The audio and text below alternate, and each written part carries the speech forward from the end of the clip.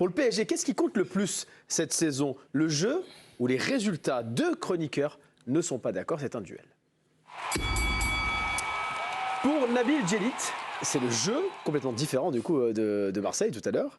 Et pour Pierre Maturana, ce sont les résultats. C'est un duel, donc on commence par Nabil Djellit. Vous avez 30 secondes pour convaincre. Oui, parce qu'on l'oublie, le Paris Saint-Germain, ça accumule des stars, mais depuis très longtemps, il n'y a pas de logiciel de jeu. Et je pense que quand on joue bien, on crée les conditions pour avoir des résultats. On ne gagne pas à chaque fois, mais en tout cas, on a des principes de jeu et on a parfois certaines certitudes. Pourquoi on se pose des questions à chaque mois de février sur le Paris Saint-Germain en se disant oh, en Ligue des Champions, ils ont des superstars, ça va peut-être le faire. Mais on se pose la question tout simplement parce qu'ils n'ont pas produit un jeu qui nous fait dire que cette équipe peut arriver armée en Ligue des Champions. Donc le Paris Saint-Germain a les moyens de faire du jeu et d'avoir des résultats. Et le football, c'est un spectacle, donc du jeu.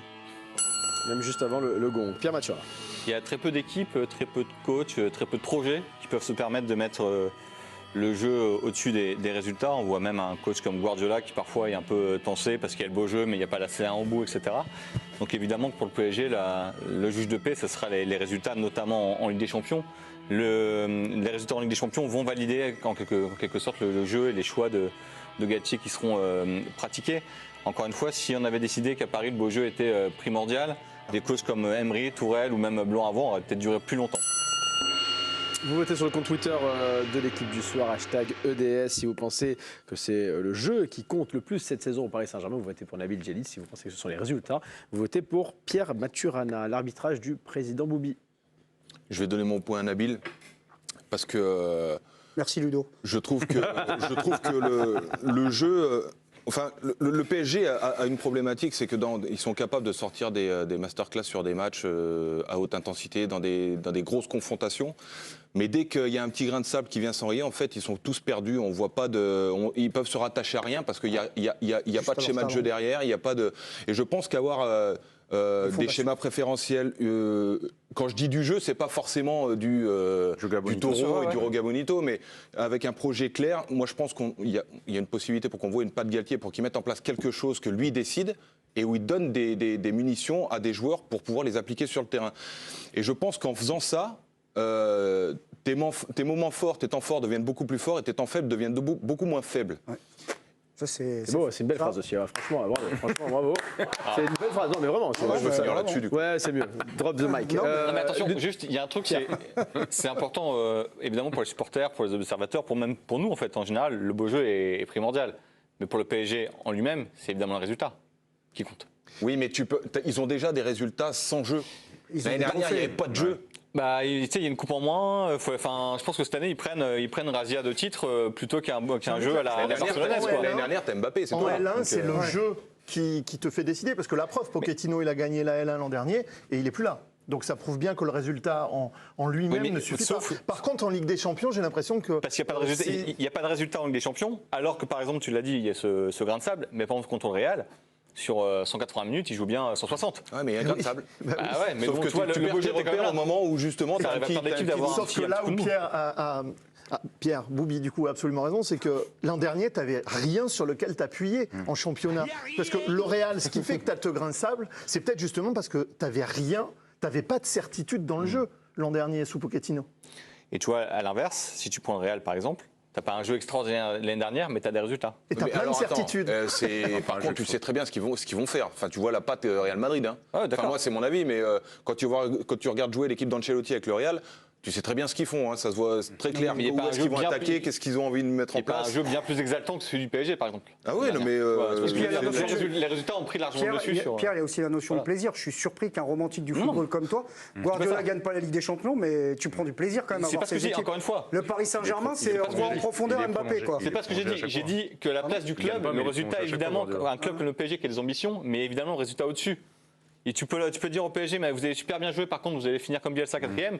Je pense qu'ils n'en ont rien à carrer. Vous parlez de romantique, moi je connais un peu moins Pierre Maturana que Ludovico Bragnac, c'est un romantique éternel.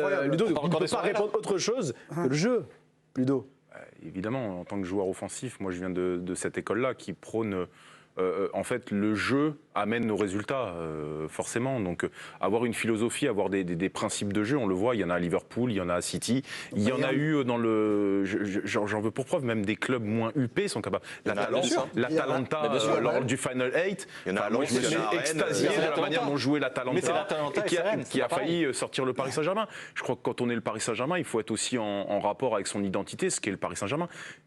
Le Paris Saint-Germain, c'est quand même un club, au-delà du fait qu'on dit on arrête les bling-bling, on arrête tout ça, c'est un club à paillettes, c'est un club showbiz, c'est un club spectacle, le Paris Saint-Germain. Tu peux pas comme ça décréter du jour au lendemain, Paris, nous on veut juste des résultats et le jeu terminé. Avec la qualité des joueurs que tu as dans cet effectif-là, tu dois proposer autre chose que du résultat pur. Tu as forcément un niveau de jeu moyen. Et il doit y avoir un soupçon d'identité de jeu, en tout cas on doit avoir une patte de l'entraîneur par rapport à ce club-là.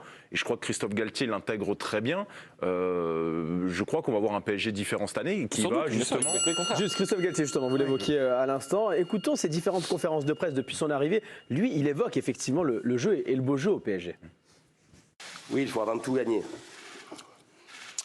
Mais bien évidemment, quand vous avez un tel effectif et que vous êtes dans un club avec cette grande réputation sur la place internationale, vous devez bien jouer. Et généralement, vous gagnez plus souvent quand vous jouez bien. Mais oui, j'ai une idée assez précise de ce que je veux voir de l'équipe. Avant de parler de système, je veux voir du rythme, de l'intensité, de la grande détermination, une capacité à récupérer le ballon très tôt, très haut, pour pouvoir mettre sous pression l'adversaire. On peut avoir le sentiment, souvent quand on annonce qu'on joue à 3 ou à 5, que c'est un système défensif. Je pense que c'est le contraire. C'est un système qui peut nous permettre d'avoir beaucoup plus de joueurs en position haute et en position offensive, avec évidemment des pistons très hauts et beaucoup de monde à l'intérieur du jeu et beaucoup de monde dans la surface adverse. Et je pense que ce système-là, avec différentes animations, peut permettre de mieux sortir le ballon et d'avoir le juste équilibre pour éviter les transitions et faire en sorte de gagner le ballon le plus rapidement possible. Manu Longeon, il est attendu forcément, Christophe Galtier, sur le beau jeu, parce qu'on a parlé de la fameuse patte Pochettino qui n'est jamais arrivée au PSG. Donc les supporters, les observateurs du foot vont juger au-delà des résultats Christophe Galtier sur le jeu pratiqué par son équipe. Et il le dit d'ailleurs, il en est conscient. Oui, je suis d'accord, et de ce côté-là, il ne se cache pas. Il dit qu'il va falloir bien jouer, puis que quand on a cet effectif-là, on ne peut pas prendre les joueurs que prend Paris, avoir ce statut-là et se contenter de gagner sans produire quoi que ce soit, comme l'an dernier. Et il sera attendu là-dessus, et j'ai l'impression que le recrutement qui est mis en place est justement basé aussi là-dessus, parce que ce qui va être intéressant au-delà du jeu aussi, c'est avec Galtier, qui jusque-là était un coach qui n'avait pas la possession. Que ça soit à Saint-Etienne, à Lille, à Nice, c'est quelqu'un qui était surtout connu pour sa transition. Et là, il va se retrouver avec coacher une équipe qui va avoir 65-70% de possession. En Ligue des Champions, ça dépend des adversaires. La vraie différence, c'est que autant tu peux faire du jeu, tu peux te dire Lorient, ça joue bien, Clermont, ça jouait bien l'année dernière, mais tu peux pas avoir un effectif comme ça, faire du beau jeu et en plus rater des occasions. Tu as 3 assassins devant. Enfin, je veux dire, donc il faut des résultats. Oui, mais tu les auras forcément en ayant du jeu beaucoup plus qu'en se disant Mbappé court là-bas, je te mets le ballon, tu cours. Après, c'est sur Paris, c'est en C1 qu'on verra le truc. C'est en Ligue 1, de toute façon, que tu joues pas quand t'es Paris, globalement, tu vas quand même aller chercher tes 90 points. Pour tirer la quintessence de ces joueurs-là, des 3 de devant, je veux dire, tu dois proposer quelque chose d'attrayant. Oui, je veux dire, quand tu vois le Paris Saint-Germain de l'année dernière, qui revient un peu n'importe comment, bloc bas, match... C'est la déprime pour les mecs de devant. Les mecs de devant, ils ont besoin d'avoir une connexion, ils ont besoin d'être proches, d'avoir des repères. Donc, le plaisir que tu donnes à ces joueurs-là, il est aussi important. C'est Thierry Olivia qui partageait ça. Il disait, mais à l'entraînement, il faut faire tout le temps du ludique avec ces joueurs-là. Tu peux pas faire un truc juste tactiquement chiant.